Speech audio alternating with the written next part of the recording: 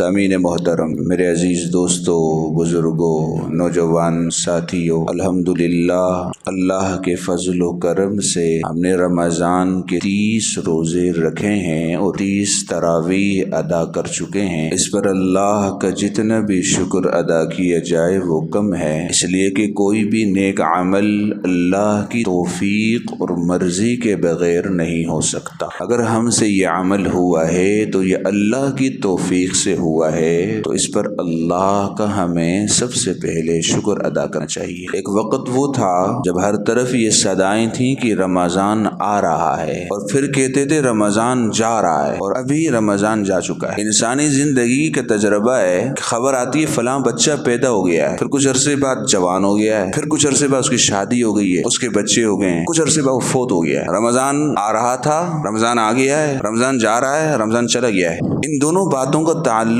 وقت سے ہے، زمانے سے ہے، زندگی سے ہے۔ پتہ چلا وقت وفادار نہیں ہے، وقت بے وفا ہے۔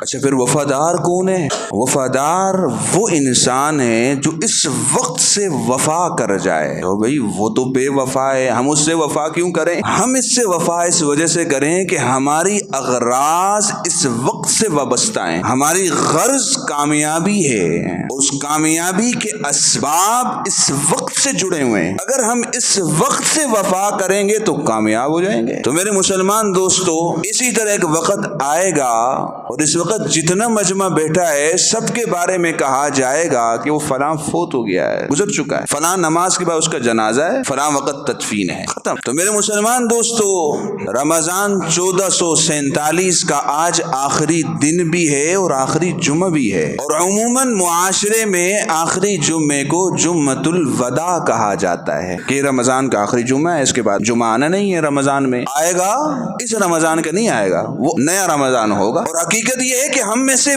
بہت سو کی زندگی کا آخری رمضان تھا اور اس آخری رمضان کا آج آخری جمعہ ہے۔ پچھلے سال ہمارے ساتھ رمضان میں ہمارے بہت سے جاننے والے عزیز و اقارب ہمارے ساتھ تھے۔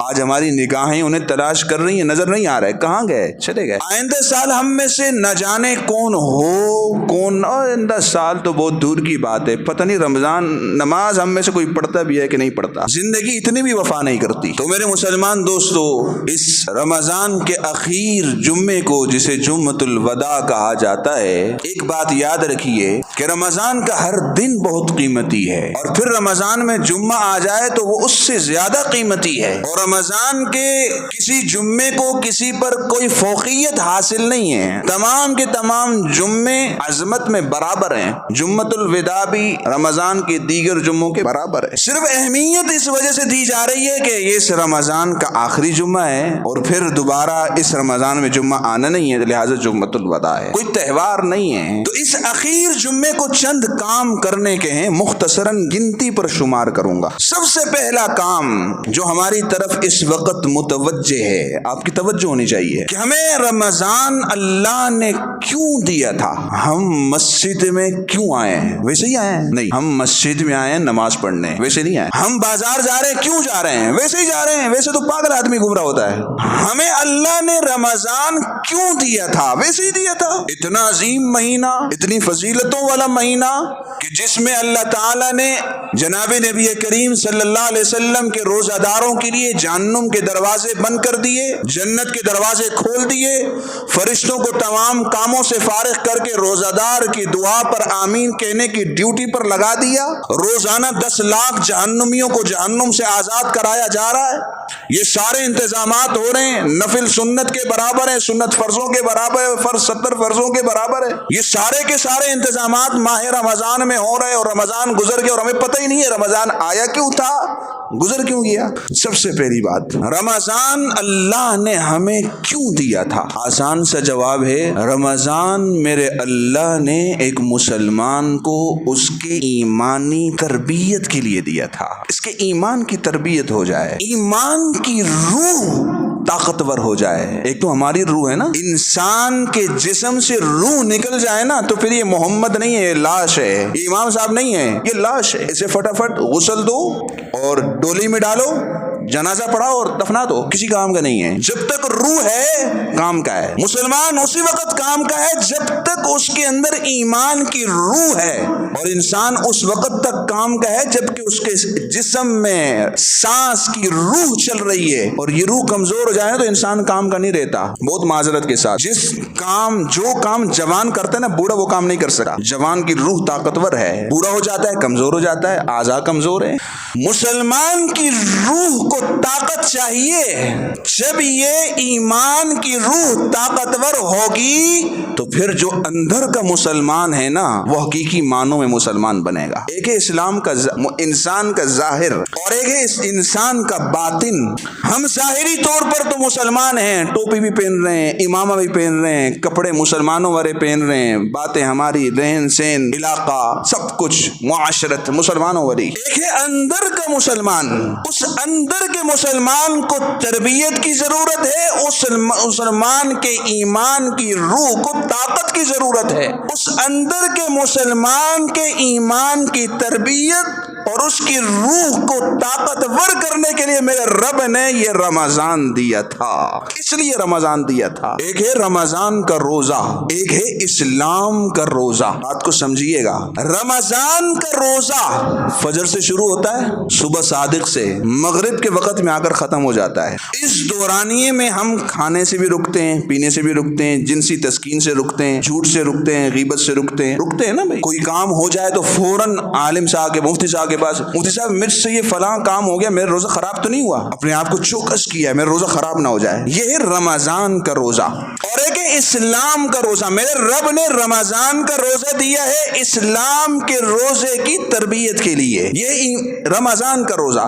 اسلام کا روزہ بلوغت سے شروع ہوتا ہے، جب ایک مسلمان بالغ ہوتا ہے نا اس کا روزہ شروع۔ اب کیا ہے بھائی، اس نے احکامات کی پابندی کرنی ہے، ہر حکم اب اس کی طرف متوجہ ہے، اس نے منہیات سے اپنے آپ کو بچانا ہے، ہر گناہ سے اپنے آپ کو بچانا ہے ورنہ پکڑ ہوگی۔ جھوٹ بولنا گناہ ہے، اپنے آپ کو بچانا ہے، غیبت گناہ ہے، بچانا ہے، دھوکہ گناہ ہے، بچانا ہے، چغل خوری گناہ ہے، بچانا ہے، کینہ پرور گناہ ہے، بچانا ہے، حسد گناہ ہے، بچانا ہے، چوری گناہ ہے، زنا گناہ ہے، بد نظری گناہ ہے، بچانا ہے۔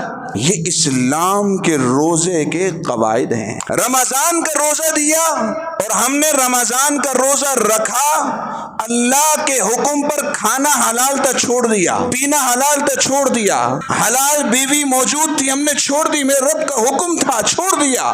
میرے رب تربیت کرنا چاہتا ہے۔ غیر رمضان میں جھوٹ حرام ہے، رکنا ہے اس سے، غیبت حرام ہے، رکنا ہے اس سے، بد نظری حرام ہے، رکنا ہے اس سے۔ میرے مسلمان دوستو، ان تمام باتوں کا خلاصہ ایک بات، رمضان میرے رب نے دیا تھا ایک مسلمان کو اس کے ایمان کی تربیت کے لیے۔ اس تربیت کا تقاضا یہ تھا کہ ماہ رمضان میں ہم رب کے حکم پر حلال چیزوں کو چھوڑتے ہیں، غیر رمضان میں اسی رب کا حکم ہے حرام چیزوں کو چھوڑنے والے بن جائیں، حرام چیزوں کو چھوڑنے والے بن جائیں۔ جس رب نے رمضان کے مہینے میں پانی چھوڑنے کا حکم دیا، پینا حلال ہے، اسی رب نے غیر رمضان میں شراب چھوڑنے کا حکم دیا ہے، چھوڑو بھائی چھوڑو، جھوٹ چھوڑنے کا حکم ہے چھوڑو، بد نظری سے بچنے کا حکم ہے بچ جاؤ۔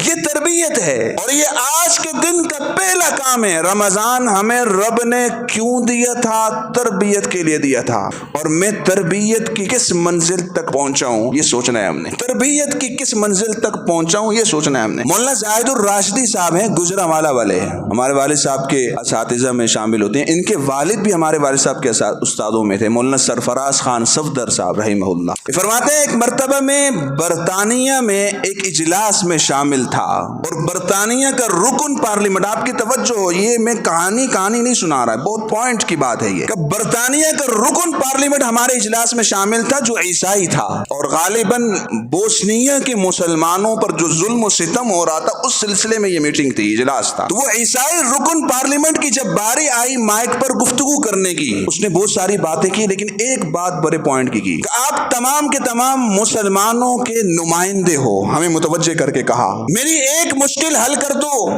میں اسلام قبول کرنے کو تیار ہوں۔ برطانیہ کا رکن پارلیمنٹ ہے کہ بھائی کیا ہے کہ بھائی مسلمانوں کے بارے میں ہم نے جو اپنے بڑوں سے سنا ہے نا، تو بڑوں سے کیا سنا ہوگا؟ نفرت ہی سنی ہوگی. بھئی مسلمان بڑے ظالم لوگ ہیں، بڑے جابر قسم کے، بڑے سخت ہیں، ان کے دین کے مذہب میں بڑی سختی ہے. کہ ہم نے اپنے بڑوں سے مسلمانوں کے بارے میں جو کچھ سنا ہے، اسلام کے بارے میں جو کچھ سنا ہے، تو ہمارے ذہن میں ایک مسلمان کی ایک تصویر بنی ہوئی ہے، مسلمان ایسا ہوگا. ذہن میں بندہ جب سنتا ہے کسی کے بارے میں تصویر بن جاتی ہے، یہ ایسا ہوگا. کہ ہم خود پڑھے لکھے لوگ ہیں، پھر ہم نے خود اسلام کا مطالعہ کیا، خود اسلام، قرآن کا، احادیث کا، نبی علیہ الصلوۃ والسلام کے فرامین کا ہم نے خود مطالعہ کیا.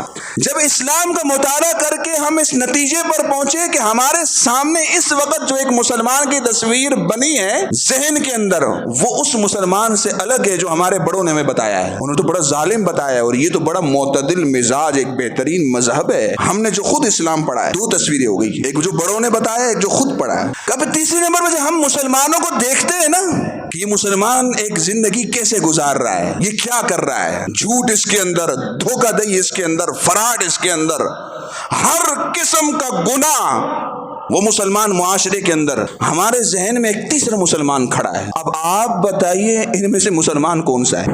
اب ان میں سے مسلمان وہ جو ہمارے آباء و اجداد نے بتایا ظالم جابر وہ ہے، یہ ہم نے جو مطالعہ کیا ہے وہ ہے، یہ جو ہم مسلمان کو دیکھ رہے ہیں یہ ہیں. میرے مسلمان دوستو، میری اس بات کا مقصد صرف ایک ہے. آج ہماری حالت ایسی ہی ہے. یہ تیسرے نمبر والی، یہ رمضان اللہ نے دیا تھا مسلمان کو تربیت کے لیے. واپس بات گھما کر وہیں لا رہا ہوں. ہماری تربیت ایسے ہو جائے کہ ہم یہ دوسرے نمبر والے مسلمان بن جائیں جو ہم سے ہمارا مذہب چاہتا ہے. ہمارے اکابرین سلف صحابہ کرام وہ دعوت کم دیتے تھے زبان سے.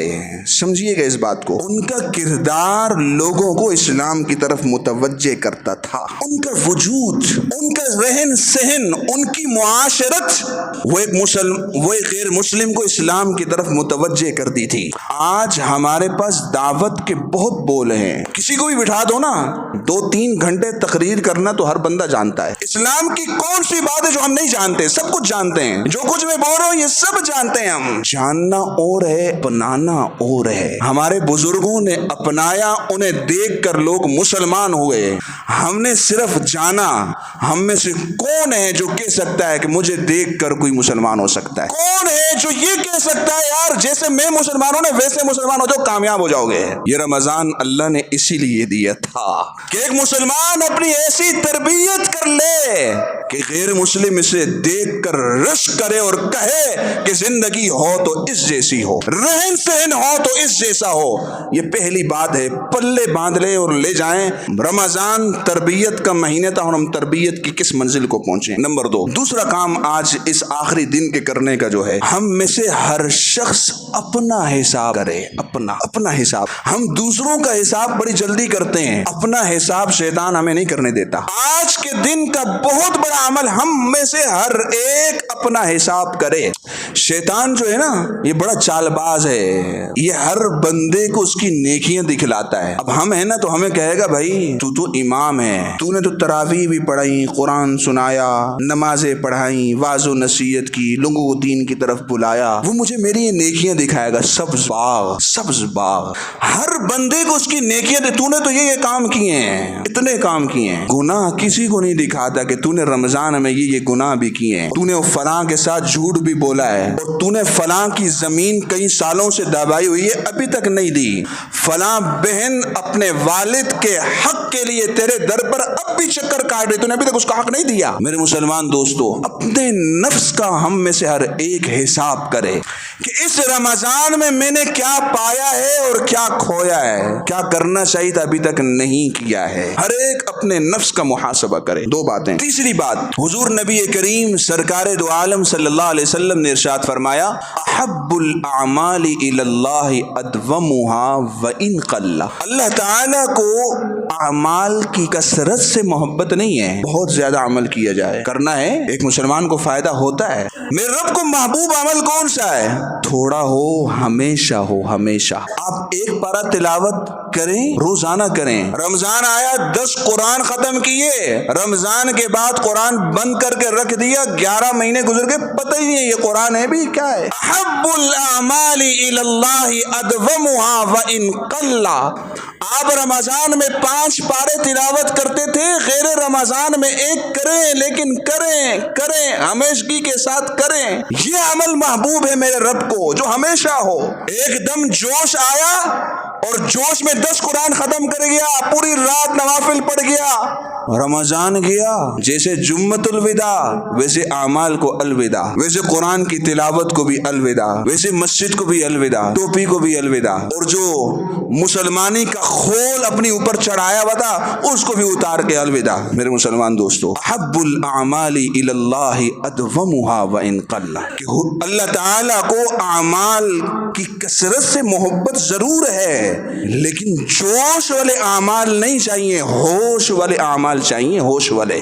اور ہوش والے اعمال کون سے ہوتے ہیں؟ جو ہو تو تھوڑا لیکن ہمیشہ ہو. یہ نہیں ہے جب حضور علیہ الصلوۃ والسلام کی وفات ہوئی نا, تمام صحابہ کرام حضور کی محبت کے اندر ایک الگ کیفیت میں تھے. کوئی یہ سننے کو تیار نہیں تھا کہ حضور علیہ الصلوۃ والسلام اس دنیا سے رخصت ہو چکے ہیں. سیدنا صدیق اکبر رضی اللہ تعالی عنہ کی محبت میں ایک الگ شان, فاروق اعظم رضی اللہ تعالی عنہ محبت میں اس قدر جلال میں تھے کہ تلوار تھانے کھڑے, اگر کسی نے کہا کہ حضور رخصت ہو گئے میں گردن اڑا دوں گا. سیدنا صدیق اکبر رضی اللہ تعالی عنہ نے اس وقت میدان میں آئے, ایک جملہ کہا, میں وہ جملہ سنانے لگا ہوں. سیدنا صدیق اکبر رضی اللہ تعالی عنہ نے فرمایا, من کان یعبد محمدا فإن محمدا قد مات. جو کوئی جناب رسول اللہ کی عبادت کرتا تھا نا تو سن لے کہ حضور وفات پا چکے ہیں. ومن کان یعبد اللہ فإن اللہ حی لا يموت. اور جو اللہ کی عبادت کرتا تھا نا تو اللہ کی ذات موجود ہے, اسے موت نہیں آتی. میں آج ایک جملہ کہنے لگا ہوں, یہ جملہ میرا ہے, کسی کا نہیں. من کان یعبد رمضان فإن رمضان قد انسلخ. جو کوئی رمضان کی عبادت کرتا تھا تو رمضان گزر گیا ہے. ومن کان یعبد اللہ فإن اللہ حی موجود لا ينسلخ ولا يموت. اللہ کی ذات کے لیے جو کوئی عبادت کرتا تھا, نہ اللہ کی ذات ختم ہوتی ہے, نہ اسے موت آتی ہے, نہ اسے زوال ہے. وہ جب کچھ نہیں تھا تب بھی تھا, جب کچھ نہیں ہوگا تب بھی ہوگا. اس کی جو عبادت کرتا تھا وہ اپنی عبادت میں ہمیشہ کی لائے. احب الاعمال الی اللہ ادومها وان قل. چوتھی بات, حضور نبی کریم صلی اللہ علیہ وسلم نے ارشاد فرمایا, فرض رسول اللہ صلی اللہ علیہ وسلم زکاۃ الفطر طہرۃ للصیام من اللغو والرفث وطعمۃ للمساکین فمن اداها قبل الصلاۃ الی آخرہ. جو بھی ہے حضور نبی کریم صلی اللہ علیہ وسلم نے فرض کیا ہے, واجب کیا ہے. کیا چیز بھائی؟ صدقہ فطر. صدقہ فطر, نماز عید سے پہلے ہم صدقہ فطر ادا کرنے والے بن جائیں. اس میں 2 حکمتیں ہیں. پہلی حکمت تو حضور علیہ الصلوۃ والسلام نے اس حدیث مبارکہ کے اندر ذکر کر دی کہ رمضان کے روزوں میں جو کچھ کمی کوتاہی ہوئی, اللہ تعالیٰ صدقہ فطر کے ادا کرنے سے ان کمی کوتاہیوں کو پورا کر لیتے ہیں اور رمضان کے روزے صحیح سلامت میں رب کے دربار میں پہنچ جاتے ہیں. کون نہیں چاہتا 260 روپے دے کر رمضان کی عبادتوں کو لغو سے اور جو ہے نا بیکار کی باتوں سے پاک صاف کر کے سروس کرا کے رب کے حضور پہنچا دے. ہم میں سے ایک صدقہ فطر ادا کرے, ہر ایک کوشش کرے. دوسری حکمت اسی حدیث میں وَطُعْمَةً لِلْمَسَاكِينَ. عید صرف امیر کی تو نہیں ہے نا بھائی, عید تو غریب کی بھی ہے نا, یتیم کی بھی ہے کہ نہیں ہے, غربا کی, فقراء کی, ان کی بھی عید ہے نا. یہ اسلام کیسا خوبصورت مذہب ہے, اس میں ہر ایک کی حاجات کا خیال رکھا گیا ہے.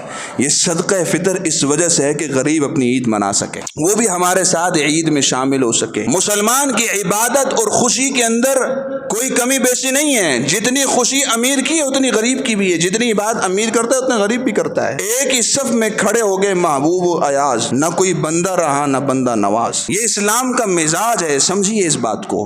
میں ایک بات اور کہتا ہوں, اور یہ بھی میری اپنی بات ہے, امیر کی تو روزانہ عید ہوتی ہے یار, غریب کی عید کبھی کبھار آتی ہے. عید پر امیر روزانہ نئے سوٹ پہنتا ہے, اچھا کھانا کھاتا ہے, اس کے بچے کے جیب پیسوں سے بھرے رہتے ہیں. امیر اور غریب تو سال میں ایک مرتبہ نیا سوٹ پہنتا ہے یار, وہ اچھا کھانا بھی کبھی کبھار کھاتا ہے, اس کے بچے کے جیب میں کڑکتے نوٹ بھی سال میں ایک مرتبہ آتے ہیں. اپنے لیے تو جو ہر کوئی جیتا ہے ان غریبوں کے لیے بھی جی کر دیکھو۔ اللہ تعالیٰ سمجھنے کی، عمل پیرا ہونے کی توفیق